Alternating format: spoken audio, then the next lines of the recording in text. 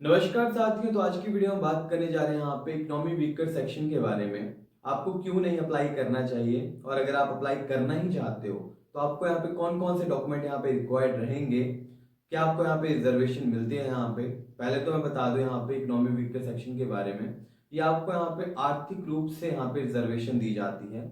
पूरा मैं इस पे बताऊंगा कौन कौन इसके लिए एलिजिबल रहता है, क्या क्या क्राइटेरिया रहता है, तो वीडियो को लास्ट तक जरूर से देखें। सबसे पहले बात करते हैं यहाँ पे इकोनॉमिक वीकर सेक्शन के बारे में। मैंने आपको ऑलरेडी बताया, आर्थिक आधार पे आपको जो रिजर्वेशन दी जाती है उसे यहाँ पे इकोनॉमिक वीकर सेक्शन यहाँ पे बोला गया है। बात करते हैं यहाँ पे सबसे पहले आपको क्यों अप्लाई नहीं करना चाहिए। आपका टाइम बर्बाद नहीं करूंगा, सबसे पहले आपको यही बताऊंगा।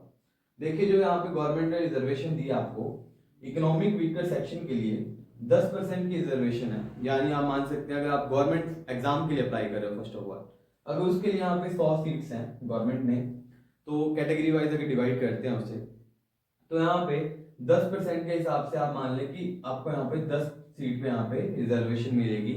और कितने कैंडिडेट्स हैं आज के टाइम पे जिन्होंने यहाँ पे इकोनॉमी वीकर सेक्शन का सर्टिफिकेट बनवा रखा है। मैक्सिमम सभी जनरल कैटेगरी के लोगों ने यहाँ पे बनवा रखा है।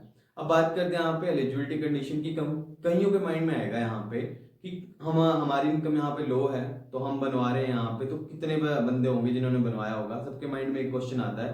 तो देख सकते हैं आप यहाँ पे क्या क्या क्राइटेरिया चाहिए। यहाँ पे आप यहाँ पे जनरल कैटेगरी से बिलोंग होने चाहिए।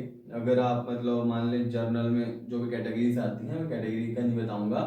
SC ST OBC के छोड़ के सभी यहाँ पे अप्लाई कर सकते हैं जो यहाँ पे जनरल कैटेगरी से बिलोंग करते हैं। फैमिली इनकम कितनी बोली है यहाँ पे?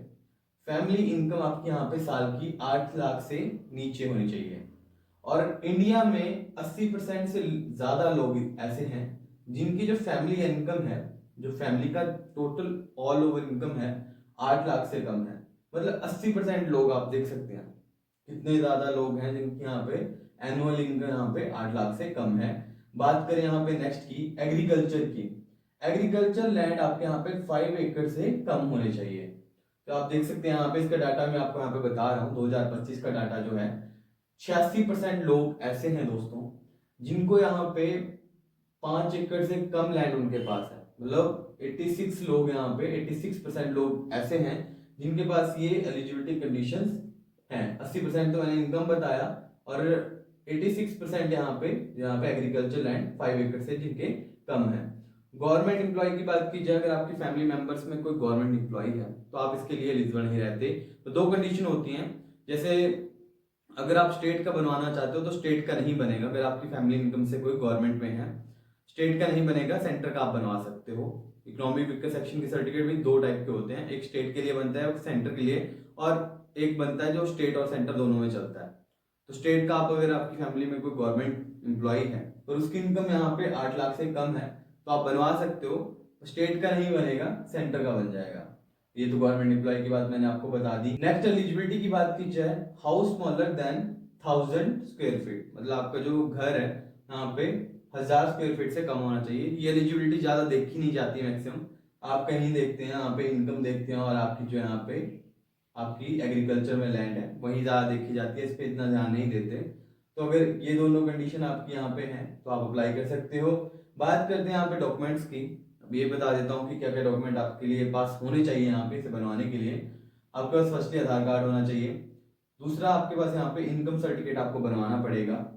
उसकी वीडियो में मैं यहाँ पे डाल दूंगा अपने चैनल पे, जिस पे आप देख सकते हो कि इनकम सर्टिफिकेट कैसे बनवाना है आपने। फिर आपको यहाँ पे चाहिए लैंड होल्डिंग का। लैंड होल्डिंग का दोस्तों आपको पटवारी के पास मिल जाएगा डॉक्यूमेंट। आपने सिंपली पहले करना क्या है, प्रधान के पास जाना है आपने यहाँ पे और उससे एप्लीकेशन लिखवानी है। अपने फादर जो मतलब फैमिली का बैकग्राउंड लिखते हैं, फिर आपने जाना है पटवारी के पास। पटवारी आपको लैंड होल्डिंग का आपको देगा। और साथ में आपके पास अगर रेजिडेंशियल प्रूफ है, रेजिडेंशियल आप आधार कार्ड लगा दो, वो चल पड़ेगा, मतलब वही उसी में आ गया रेजिडेंशियल प्रूफ। एक फोटोग्राफ होना चाहिए आपके पास। यहाँ पे परिवार रजिस्ट्री नकल होनी चाहिए। परिवार रजिस्ट्री नकल आपको यहाँ पे आपके जो पटवारी हैं उनसे ही मिलेगी। उसमें आपकी फैमिली का बायोडाटा होता है कि आपके फादर क्या करते हैं। आपके फादर गवर्नमेंट एम्प्लॉय हैं, सर्विस में हैं या कृषि हैं। आपकी फैमिली में जितने मेंबर्स हैं उनका बायोडाटा होता है कि वो व्यवसाय क्या करते हैं। उसे यहाँ पे परिवार रजिस्ट्री नकल कहा गया है। और एक और चीज आपके पास होनी चाहिए, अनएम्प्लॉयमेंट का सर्टिफिकेट होना चाहिए जो आपको यहाँ पे प्रधान से लेना है। कि मैं बेरोजगार हूँ, उनसे लिखवाना है कि मैं बेरोजगार हूँ, और अनएम्प्लॉयमेंट का आपका जो तहसील है वहां जाके ये बनेगा। तो ये सारे डॉक्यूमेंट आपके पास यहाँ पे होने चाहिए अगर आप यहाँ पे इकोनॉमिकल वीकर सेक्शन का सर्टिफिकेट बनवाना चाहते हो।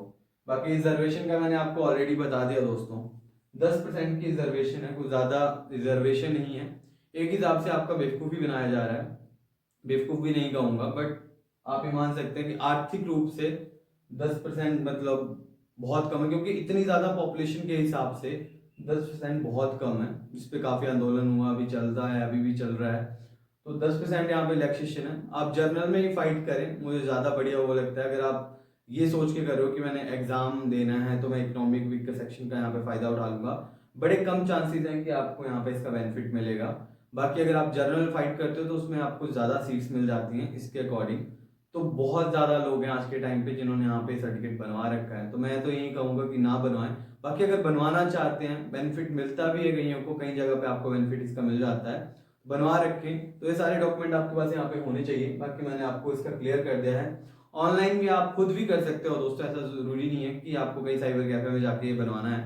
आप घर बैठे भी खुद भी कर सकते हो। बस अगर आपके पास ये डॉक्यूमेंट्स हैं तो आपने सिंपली अपलोड करने हैं। उसके बाद आपका जो पटवारी होता है, आपका तहसीलदार होता है, उसे वेरीफाई करता है। वेरीफाई होने के बाद आप वहीं से ही, जहाँ से आपने अप्लाई किया है वहीं से डाउनलोड कर सकते हो। मैं इस पर भी एक डिटेल में वीडियो बना दूंगा अगर आप चाहते हो कि ऑनलाइन कैसे अप्लाई करते हैं। तो अगर आप कमेंट सेक्शन में लिख दे हो, अगर आप कमेंट सेक्शन में लिखते हो तो मैं इस पर एक डिटेल में वीडियो बना दूंगा।